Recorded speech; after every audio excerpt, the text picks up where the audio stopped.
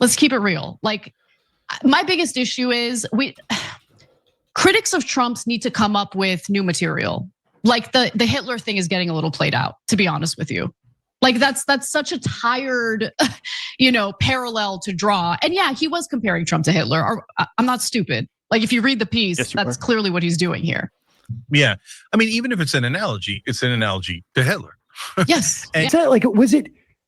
Did these guys think that it was like unclear what Larry David was saying? He's trying to be sneaky with the "My Dinner with Adolf" piece in the New York Times. That was a little setup.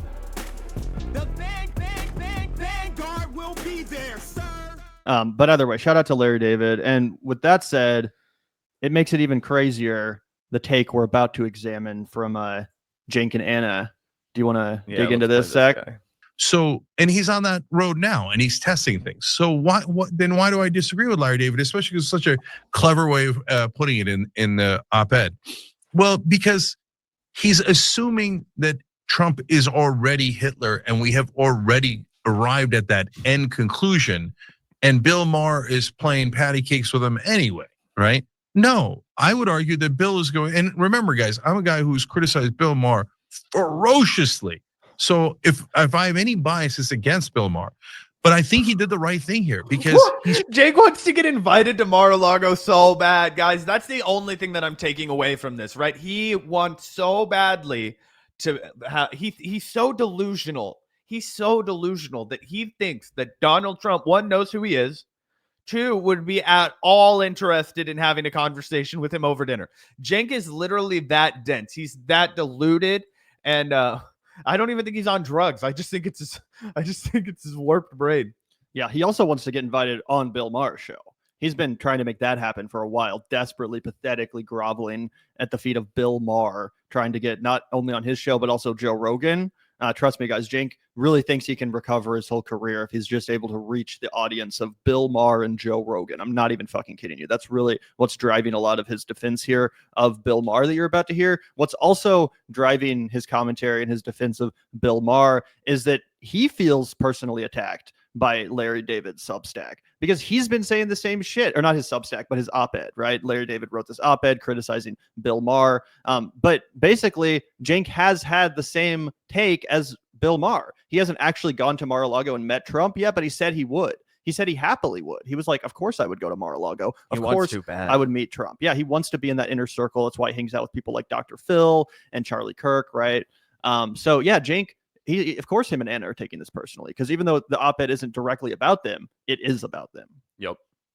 He's trying to prevent to the best of his ability. He's just one guy, right? But at least he's trying. He's trying to prevent those ends. If we had already gotten to those ends, then yeah, who gives a damn if Hitler cracks a joke, right? And so, but how is Bill helping to do that? Well, in this analogy, Trump has not crossed over to the Sudetenland yet, which I would argue is attacking Iran. And Bill is telling him, don't attack Iran. And so, will I take that? Yes. Thank God we had Bill Maher to intervene, guys. Trump was about to fire off the nukes, and then Bill Maher came in to plead for peace as the diplomat that he is. Yeah, I'm sure that's what his mission at Mar-a-Lago was, Zach, not whining and dining and, tee-heeing it up with all these fascist pieces of shit. I'm sure that did not occur. I'm sure it was a purely diplomatic mission.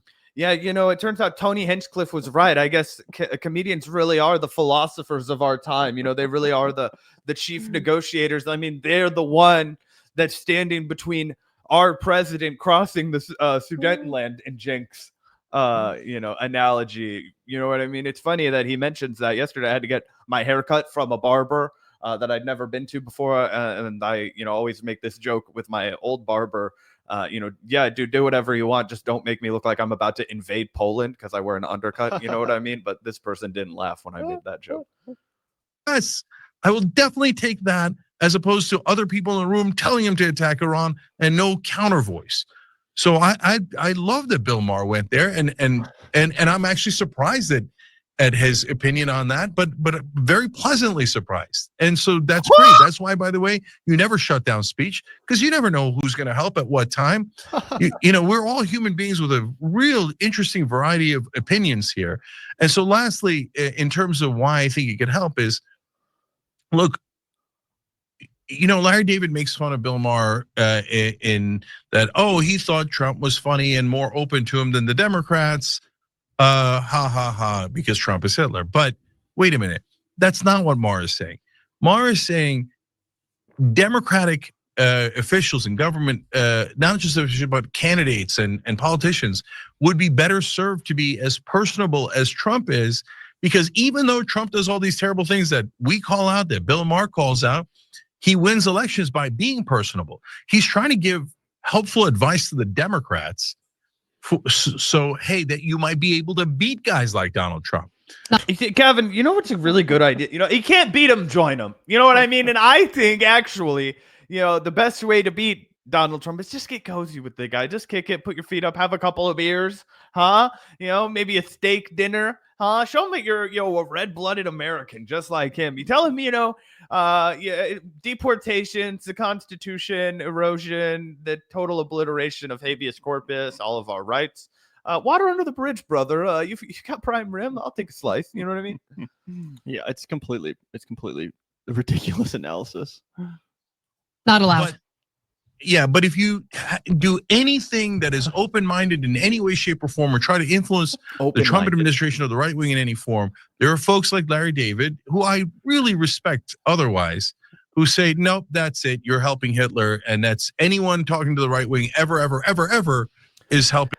That is not true. We're talking about talking to the fascist president right now and laundering his reputation, not just going, but coming out and saying, all the craziness, that is just a facade. He's actually a really cool, slick guy. You know what I mean? He's actually really cool. He was nice to me, man. Yep. And again, Cenk's just taking this so freaking personally. He cannot divorce the recent criticisms of himself and of TYT's right-wing pandering. He can't divorce that from what Larry David is saying about Bill Maher.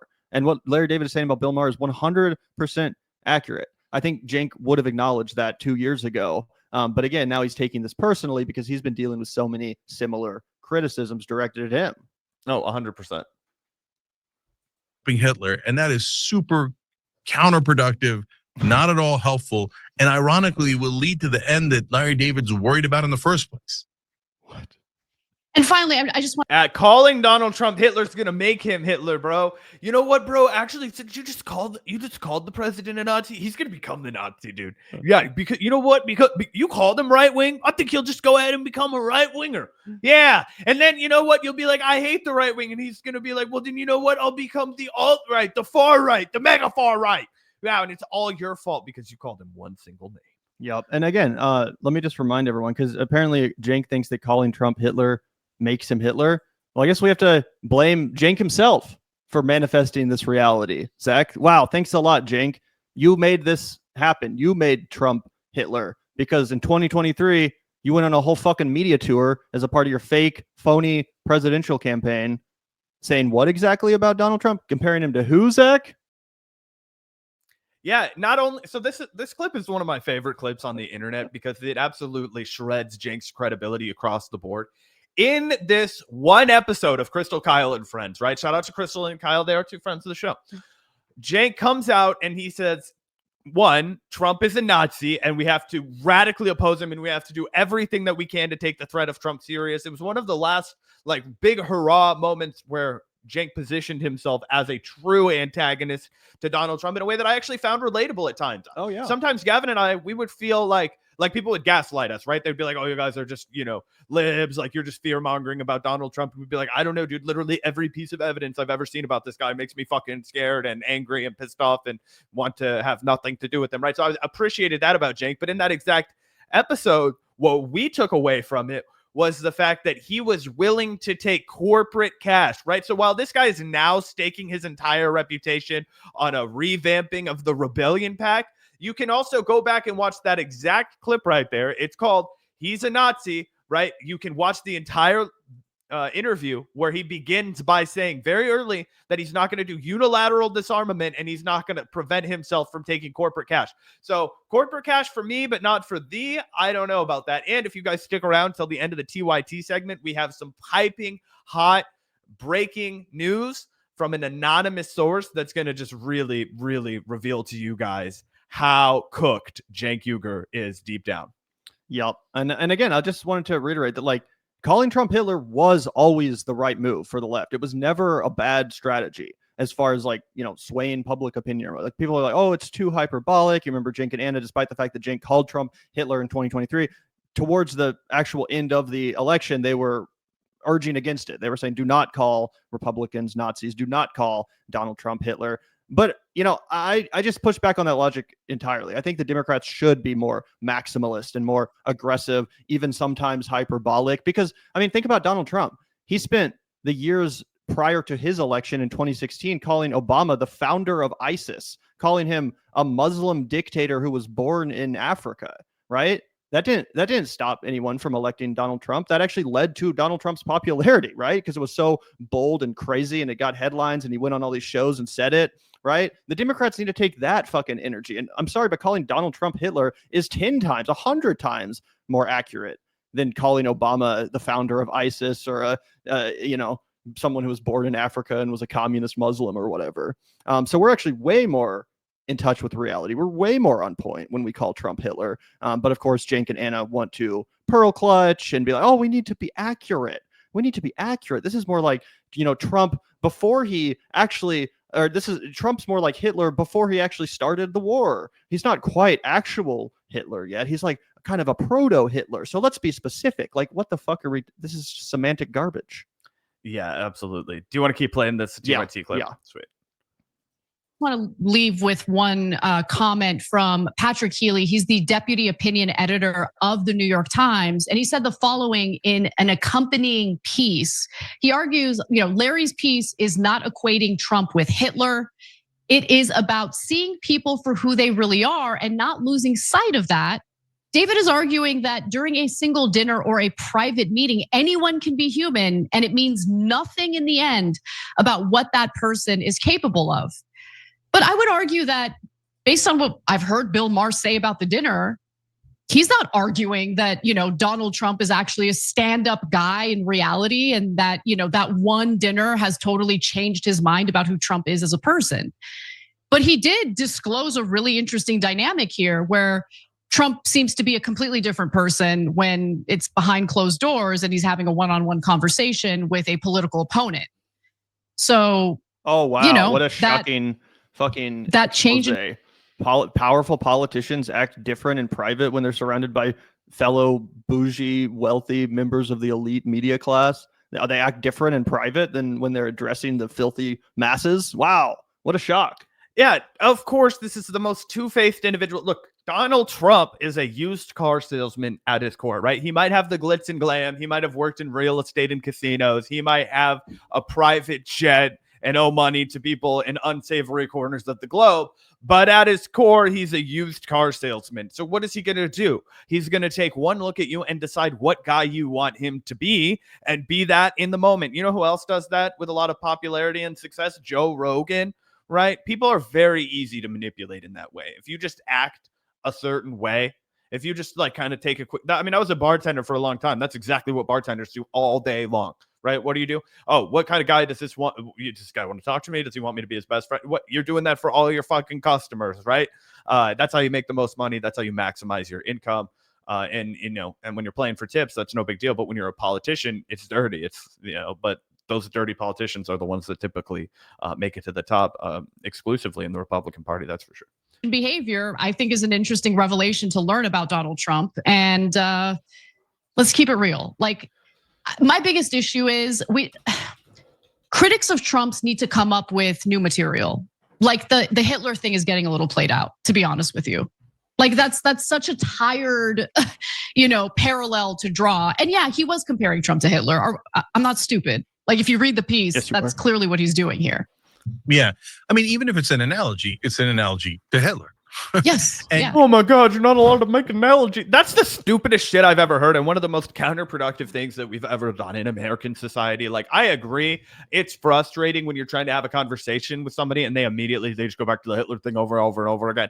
But let's not pretend that he wasn't a real figure that rose to prominence less than 100 years ago. Okay, now we have some context and we understand it and we're looking at it and we're like, we don't like the similarities that we're understanding here. It's not offensive to be like, guys, the warning signs are clear. Okay, if you want to point to what was happening then versus what was happening now, there's a little too much overlap for comfort. That's totally reasonable. You can't call that a problem. That's ridiculous. Yeah, it's completely stupid. And like we've had this conversation before, but it's like, what, can we also not call him Mussolini? You know, the people that said Mango Mussolini, is that also off limits? Is that not accurate enough? Like, even though everyone obviously knows what you're fucking saying, you're referring to an authoritarian kind of archetype, right, for a leader, a fascistic, dictatorial narcissist, right? Like, everyone fucking gets it. And honestly, we do this in lots of other contexts too. Zach, like, how many people have said, oh, Pete Buttigieg would just be kind of like another Obama, or, you know, this president was actually just the Democratic Reagan. Like, people do this all the time with political figures, world leaders. They compare and contrast. They make analogies. Obviously, it's not always going to be 100% the same. Yeah, obviously, Donald Trump has slightly different goals, different ambitions than Adolf Hitler, but everyone gets the point. Yeah, exactly. You might find yourself identifying Donald Trump as more like a figurehead of a techno-feudalist empire in decline, you know, serving only himself. And you might be like, well, technically Hitler, you know, he was empirically dedicated to one ideology, whereas Donald Trump seems to only be interested in certain. Sure, let's split hairs like that while we fucking lose our country. You know what I mean? Like, that's the kind of semantic argument these people want to have. Like, when the gas chambers start showing up and we see the people in buses on their way, that's when we can cry and wail and be like, damn, we should have done something like that. What is your argument? There's not literally a swastika on his hat, so I don't think he's a Nazi, bro. I don't see a swastika. Yeah. And he's less criticizing Trump than he is criticizing Bill Maher for talking to Hitler, the equivalent of Hitler. But nevertheless, it is a Hitler. Not talking to, laundering the reputation of. If Donald Trump had sat down with somebody who was gonna really rigorously ask him questions and press him, in the White House press, or whatever, right? Set up a Fox News call. I'm not saying that it's likely, because Donald Trump would never agree to it, but nobody on the left would come out here and be critical of somebody just asking the president questions, offering follow-ups, doing the job of journalism to engage with the president. He is, after all, the president. What people have issue with is Bill Maher trying to cuddle up to Donald Trump and then going and doing exactly what Donald Trump always rewards, which is when somebody, spends time with him and then goes and says he's such a great guy to the media. That's how you win favors. That's how Bill Maher makes sure that everything's going to be smooth sailing for Bill Maher as he goes into retirement. He does, I've got the president's blessing. I can do my show. I'll be the chapped ass liberal. I guarantee you that, Bill Maher definitely gave him some ribbing to be like, the tree huggers like me, like, we have to break your balls a little bit, but we love you, Mr. President. Don't come after me. Make sure that I still get my checks from HBO and all that stupid shit. Yep. And, Bill Maher actually this is not a new thing for him. He kind of has a history of fraternizing with the worst of the worst right-wing ghouls. It was the Bill Maher show that popularized Ann Coulter and her hideous beliefs, straight up. They basically laundered her and her talking points to that liberal audience because it was kind of a fun, like, oh, let's have Ann Coulter on, and they would kind of flirt with each other and like, oh, she says crazy things, but no one's ever going to actually take that seriously, right? Well, flash forward to now, and we basically have someone who's even crazier than Ann Coulter, literally leading the country, so much so that Ann Coulter has to routinely criticize Donald Trump for going too far sometimes, right? Or for not being fascist enough, depending on the day. But still, it's not like, Bill hasn't done this in the past. He kind of has always done this kind of shit. Dude, I did not know that he was responsible for Ann Coulter. Do you know what's funny? I'll let you guys in on a secret of what kind of parents and grandparents I had. My grandpa had an Ann Coulter book, and it wasn't necessarily ironic. I just assumed that she was obviously she was a figure from the, extreme conservative right. But that was propped up against some Bill O'Reilly books. He had this guy like Michael Savage, for people who were around in the 2005 era. That was a big. Glenn Beck was also popping up. Glenn Beck was very popular with my grandfather. My grandfather was really into the evangelical era of conservative politics. But Zach, do you want to take a look at the Majority Report roast of Cenk and Anna? It's pretty quick. Oh yeah, absolutely. Let's get this in here. Yeah, shout out to Hank. He edited this and put it up on Twitter. It's where I first saw it. And yeah, some pretty hilarious commentary from Sam and Emma reacting to some of what we just reacted to from Cenk and Anna, concerning the Bill Maher and Larry David beef. For a comedian to use Hitler as a joke, oh my God. Oh, let's watch this. my biggest issue is critics of Trump's need to come up with new material. Like the Hitler thing is getting a little played out, to be honest with you. Like that's such a tired, parallel to draw. And yeah, he was comparing Trump to Hitler. I'm not stupid. Like if you read the piece, that's clearly what he's doing here. Yeah, I mean, even if it's an analogy to Hitler. Yes, and he's less criticizing Trump than he is criticizing Bill Maher for talking to Hitler, the equivalent of Hitler. But nevertheless, it is a Hitler reference. There's no question about that. So, I mean, Larry David's a super smart guy, so don't insult our intelligence. And don't be patronizing. If you're gonna say something, say it, right? Mm-hmm. And so, look. Pause it. Wait, patronizing, was it? Did these guys think that it was like unclear what Larry David was saying? He's trying to be sneaky with the "My Dinner with Adolf" piece in the New York Times. That was a little subtle. That was a little subtle for my taste. I mean, Larry David is satirizing someone in his comedy community, but it seems a little. What was he trying to get at here? I mean, honestly, just say what you mean, Larry. Can't you write a comedy piece that is not so like literary and comedy-y? Here's the problem I have. What's so funny about this is that she literally says, "I'm not stupid," okay? And then just goes off to humiliate herself with her lack of critical thinking and literary analysis. Yep. And also shout out to Hank for editing that gif of the Elon Sieg along with the TYT coverage, because again, that was literally on Inauguration Day. Trump's number one fucking dude, Elon Musk, who's number one campaign donor, straight up doing a Nazi salute twice in a row. Trump did not condemn it. He did not, publicly denounce it or disown him or anything like that. It's pretty clear that our government is being run by people who have intense sympathies towards the, ideology of the Nazis and of Adolf Hitler. It's not controversial to say. It's not even hyperbolic. And what's crazy is I'm pretty sure the Young Turks take was, sure, he did it on purpose, but he just did it to be edgy. He's not a real Nazi. You can't call Elon Musk an actual. Obviously, he did it to be edgy, guys. He did it to provoke a reaction from you. Wow, you're giving him that reaction that he wants. It's like, that's the kind of, they start backpedaling and defending Donald Trump because their instinct is to have beef with leftists, right? At this point, their beef is to have some issue with the position that the left is taking. And I know Owen, didn't really have much to say about the Young Turks, but I think it very much is reflective of that, Jimmy Dore, Matt Taibbi, often at times Glenn Greenwald as well, where they're far more interested in a grievance that they have with the left, that sometimes it feels like almost they're doing anything to find an issue with the left when all of these open criticisms of the right are right in their face. Yep. All right, a couple more seconds of this. Here's the problem I had with the Larry David piece. It seemed too ironic. You know what I mean? Right. Like, just come out. And perhaps he was using Hitler, an example of one of the most evil people to ever live, as an exaggeration for emphasis because it was a piece of satire. Either way, pretty on point roast. Just terribly. Again, and it's like, what even is the audience for that sort of coverage coming from the Young Turks, right? Like, who the fuck wants to hear mealy-mouthed both sidesism and like, we're going to criticize Trump, but we really think it's important to pearl clutch also leftists who are going to criticize him even more in an even more aggressive and comedic way than what we're offering. It's like, okay, well, thanks for your fucking contribution, bro. No one's asking you to tone police Larry David, a fucking comedian who, as Sam said, is satirizing another comedian.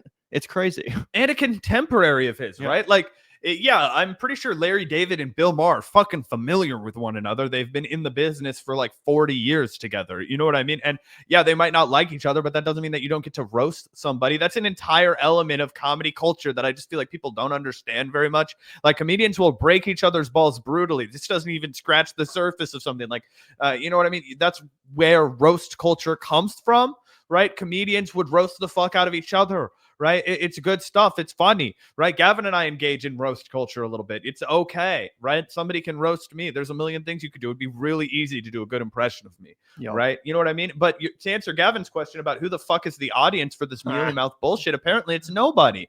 Because outside of the like 3,500 live viewers that the Young Turks will currently pull, you know, on average, nothing that impressive, slightly more than the Vanguard does on average, just in case anybody in the comment section feels the need to point that out. We don't have millions of subs and employees, but 37,000 views on a pretty good headline like this. Larry David goes scorched earth on Bill Maher. You'd think a channel with 6 million subscribers would do better than 37,000 views. Like if Gavin and I put that clip out and it got 37,000 views, be like, that didn't do that well. We thought that would do better. You know what? Like when we put out our clip dunking on the Young Turks for this, it's definitely going to do better than 37,000 views. Like I'm knocking on wood just to be safe, but it's at least going to get in that ballpark and probably surpass it.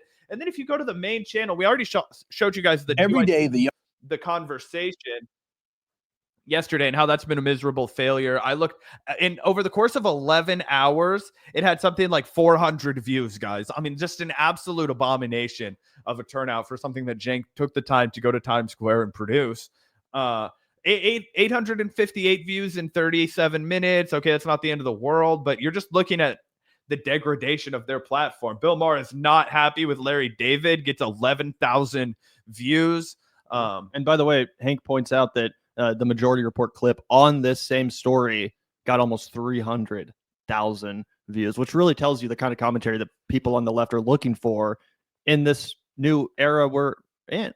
Yeah, 100%. And, you know, let's just say I was talking to somebody the other day. I never know if it's cool if we tell people, you know, who we're talking to behind the scenes. So if I act like I'm being coy, it's because I don't want to like commit a taboo. But anyway, somebody who's very successful in this business was like just talking about how right now is a very, very good time to be a leftist commenter.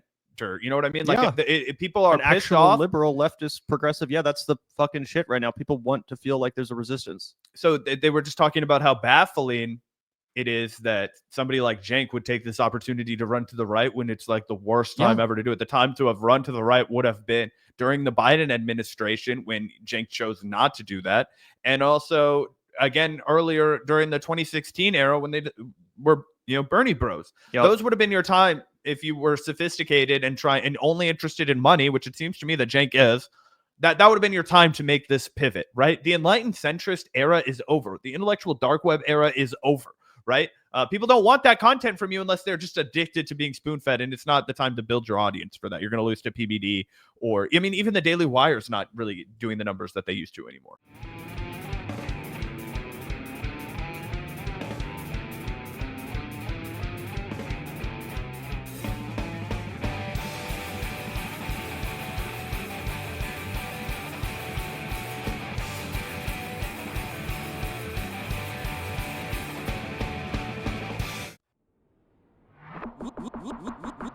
Look out the door if you hear an ambulance. The Vanguard will be there, sir. The Vanguard will be there, sir. The Vanguard will be there, sir. The Vanguard will be there. Be there. The Vanguard will be there.